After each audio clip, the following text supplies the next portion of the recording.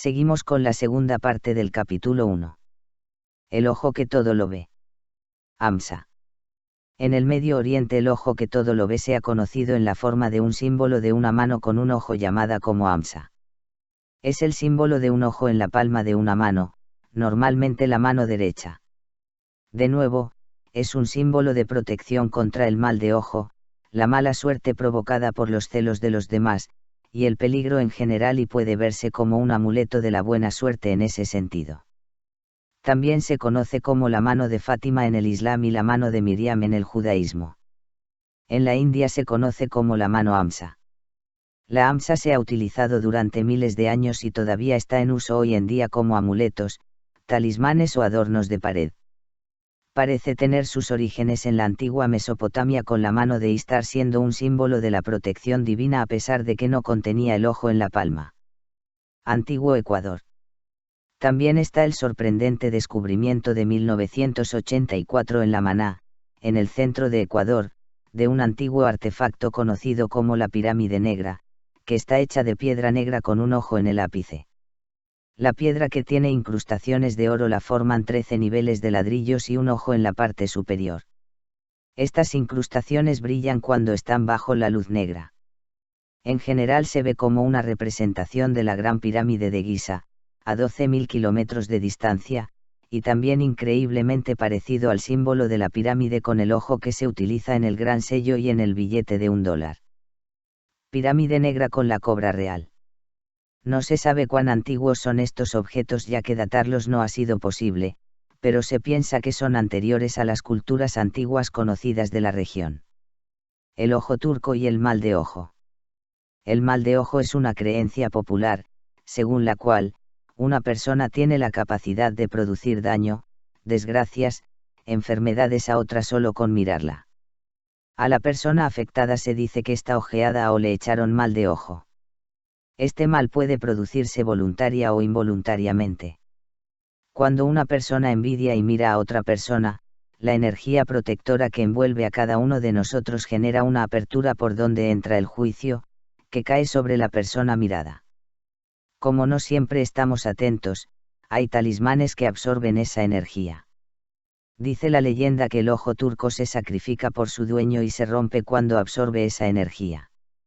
La historia de la humanidad nos demuestra que estas miradas celosas fueron conocidas por muchas culturas.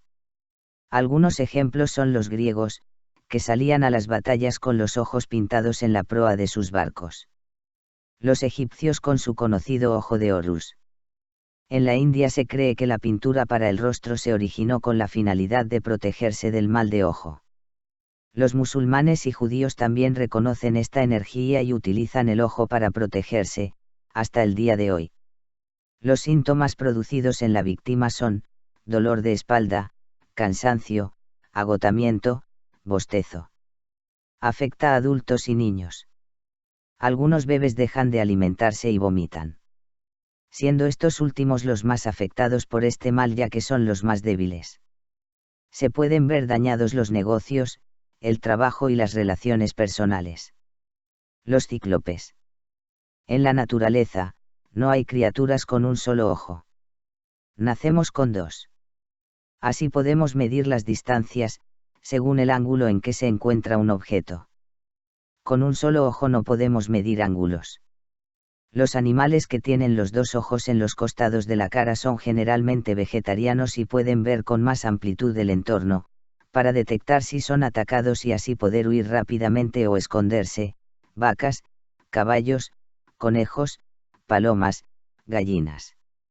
Los animales que tienen los dos ojos al frente son generalmente carnívoros, leones, tigres, zorros, águilas, humanos.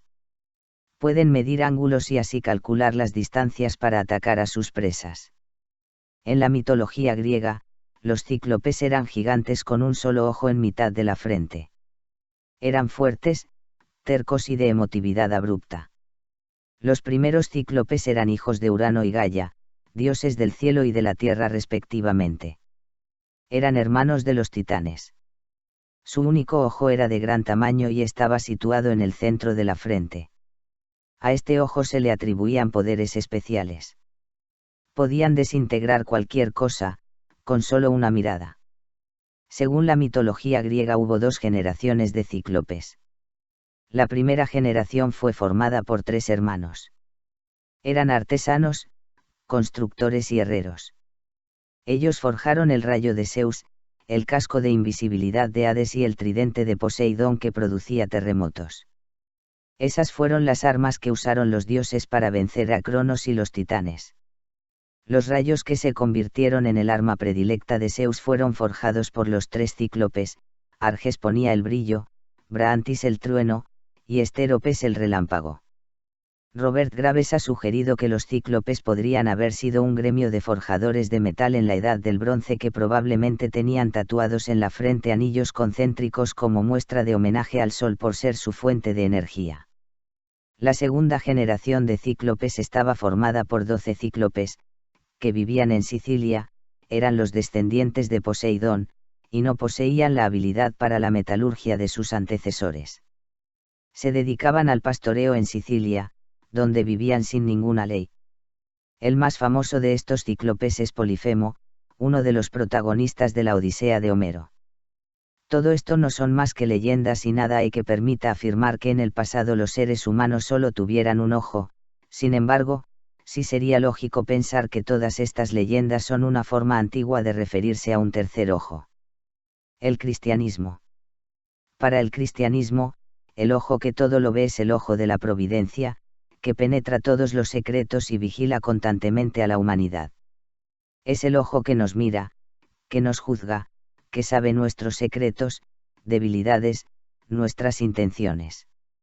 En la actualidad, la cultura popular basada en teorías de conspiración, al ojo que todo lo ve lo interpreta como un eufemismo para referirse a la vigilancia global, promovida especialmente por las corporaciones que ante el indicio de que estamos por fuera de las normas establecidas, proceden a castigarnos.